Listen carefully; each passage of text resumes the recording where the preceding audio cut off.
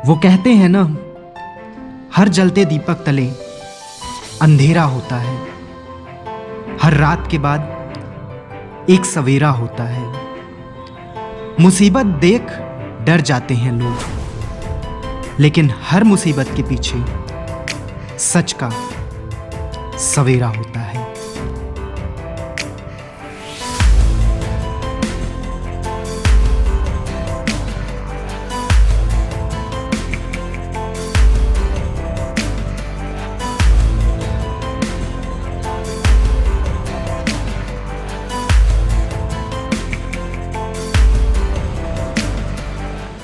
सत्ताईस सितंबर 2019 को मैं उत्तराखंड के हिल स्टेशन मसूरी में था।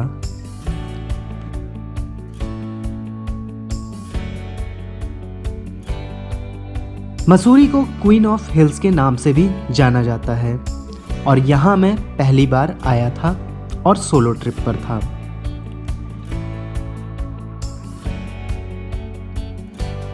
मसूरी के लिए मैं सबसे पहले देहरादून रेलवे स्टेशन पर पहुंचा और यहां से 30 किलोमीटर का सफर बस से करके मैं मसूरी पहुंच गया।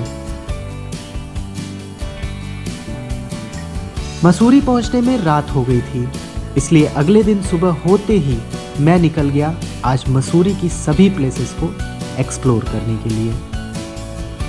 सबसे पहले मैं यहाँ की सबसे पॉपुलर प्लेस केम्प्टी फॉल के लिए निकला।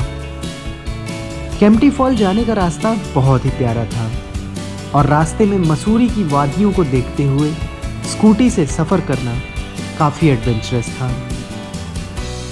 लगभग आधे घंटे बाद मैं केम्प्टी फॉल पहुंच गया। केम्प्टी फॉल मुझको यहाँ से दिखने लगा है और मैं जल्दी से वहाँ पे पहुँचता हूँ और आपको भी दिखाता हूँ कैसा है केम्प्टी फॉल। यहाँ से थोड़ा सा मुझे नीचे जाना था। रोपवे तो था बट दूरी ज़्यादा नहीं थी, तो मैं पैदल ही नीचे की तरफ बढ़ा और नीचे पहुंचते ही मेरी आंखों को ठंडक पहुंचाने वाली वाटरफॉल की फुहारें मुझे भिगो रही थी।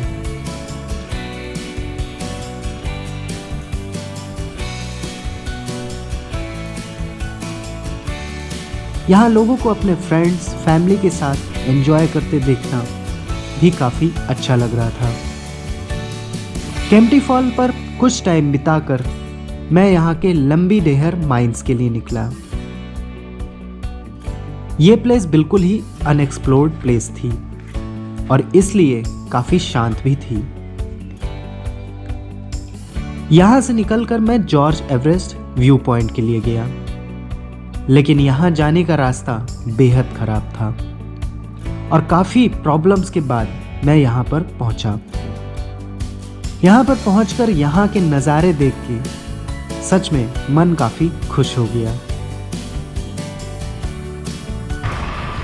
आप हेडफोन लगा के गाने सुनते हुए ऐसे मौसम में अगर सोलो ट्रैवलिंग करेंगे तो आपकी ट्रैवलिंग और भी मज़ेदार हो जाएगी। यहीं से मैं क्लाउड एंड के लिए भी गया, जिसका रास्ता मुझे ठीक से पता नहीं था, पर पूछते पूछते मैं यहाँ तक पहुँचा। लेकिन जैसा कि यहाँ का नाम था क्लाउड एंड, तो यहाँ पर बादल ही बादल थे और कोई व्यूज़ नहीं दिखे।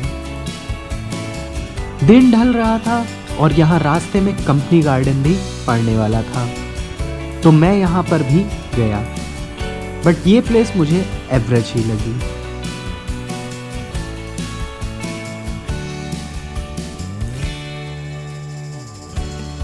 लेकिन यहाँ इवनिंग में लाइब्रेरी चौक पर बैठना बनता था, जहाँ खाते पीते बस व्यूज़ देखते रहना ही काफ़ी अच्छा लगता है।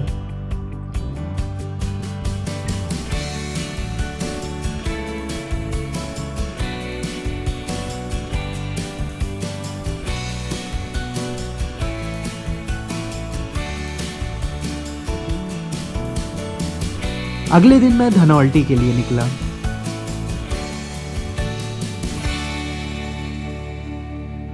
मसूरी से अब मैं जा रहा हूँ धनौल्टी के लिए और धनौल्टी पड़ता है लगभग 30 किलोमीटर की दूरी पर मसूरी से। आज मैं थोड़ा लेट से निकला था।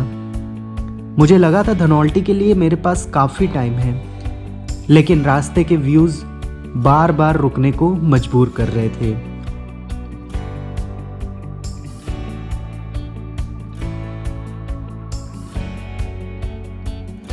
और इसी वजह से 30 किलोमीटर की दूरी भी लंबी हो गई थी।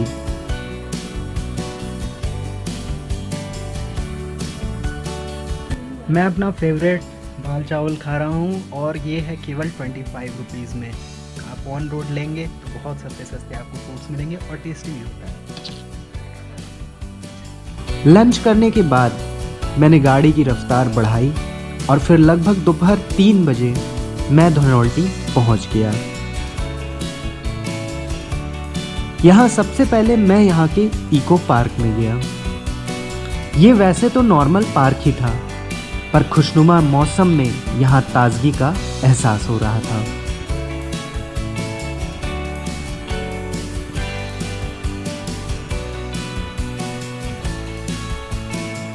पार्क का यहाँ का लुक बहुत ही अट्रैक्टिव है। आप यहाँ पे देख सकते होंगे, पूरा फॉग दिख रहा है ऊपर। बहुत ही ज़बरदस्त यहाँ का वेदर है। ये टिकट रहा मेरा 20 रुपीज़ का है। पैसा वसूल प्लेस है, आइए ज़रूर यहाँ पर। यहाँ से मेरे पास टाइम तो बहुत कम रह गया था, लेकिन लगभग 6 किलोमीटर दूर सुरकुंडा देवी टेम्पल न जाता तो धनौल्टी की ट्रिप अधूरी रहती। इसलिए जल्दी से मैं आगे की तरफ बढ़ा और फिर स्टार्ट कर दी टेम्पल की चढ़ाई। धनौल्टी की पॉपुलर प्लेस है सुरकुंडा देवी टेम्पल और मैं यहाँ पे भी आ चुका हूँ। मैं लगभग 4:30 बजे इवनिंग में यहाँ पहुँच रहा हूँ। लोग आते हैं मॉर्निंग में या दोपहर में आते हैं, बट मुझे काफ़ी लेट हो गया है आने में, पर फिर भी आना तो है ही यहाँ पर। सुरकुंडा देवी टेम्पल थोड़ी सी चढ़ाई पे नहीं है, काफ़ी ऊपर है। चल रहा हूँ, 10 मिनट चलते चलते ये हालत हो गई है। अभी लगता है इतना ही और चलना पड़ेगा। ये चढ़ाई काफ़ी थकाने वाली थी।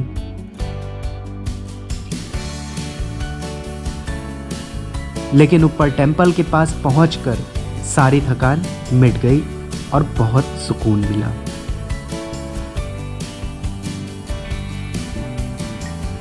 चढ़ने में तो बहुत तकलीफ़ होती है, पर यहाँ पर आने के बाद आपकी सारी तकलीफ़ें दूर हो जाती है। सुरकुंडा देवी मंदिर में आप दर्शन करें और यहाँ की खूबसूरती का भी आनंद उठाएं। शाम का 5 बज रहा है। आप दिन में जल्दी आएँ तो थोड़ा आसानी होगा, क्योंकि यहाँ से वापस मसूरी भी जाना है। बहुत खूबसूरत है, बहुत ज़्यादा। हालांकि वापसी में मुझे काफ़ी लेट हो गया और बारिश और धुंध की वजह से परेशानी भी हुई।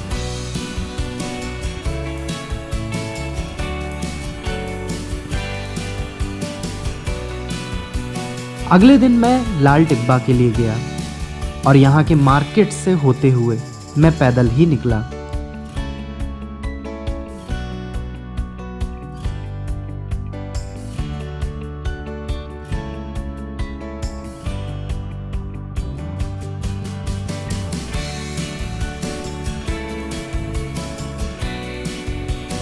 बट रास्ते तो थकाने वाले थे और यहाँ पहुँचकर भी कुछ भी देखने लायक नहीं था। मसूरी में घंटाघर भी है और मेरे बैक साइड में आप देख रहे होंगे 12 बज रहे हैं और आवाज़ आ रही है। ऐसे बहुत कम एक्टिव घंटाघर हैं जहाँ पर ये साउंड देखने को मिलता है। इसके बाद मैं भट्टा फॉल के लिए निकला।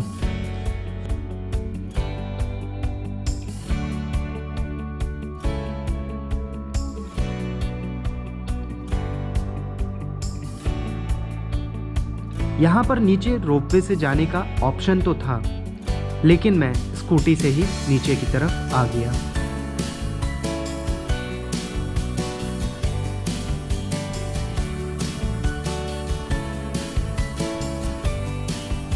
और ये प्लेस मुझे अच्छी लगी, क्योंकि यहाँ व्यूज़ के साथ फॉल और एंटरटेनमेंट के लिए भी कुछ चीज़ें थी।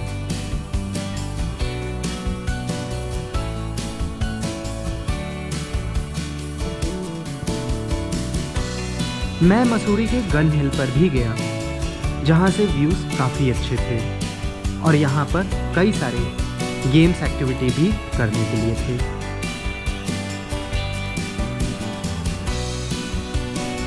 मसूरी की और भी कई सारी टूरिस्ट प्लेसेस के साथ टूर बजट और टूर प्लान के इंफॉर्मेशन के साथ मैंने एक अलग वीडियो बना रखी है, जिसे आप डिस्क्रिप्शन बॉक्स में दिए हुए लिंक के साथ देख सकते हैं। परवाह न करो चाहे सारा जमाना खिलाफ हो, चलो उस रास्ते पर जो सच्चा और साफ हो।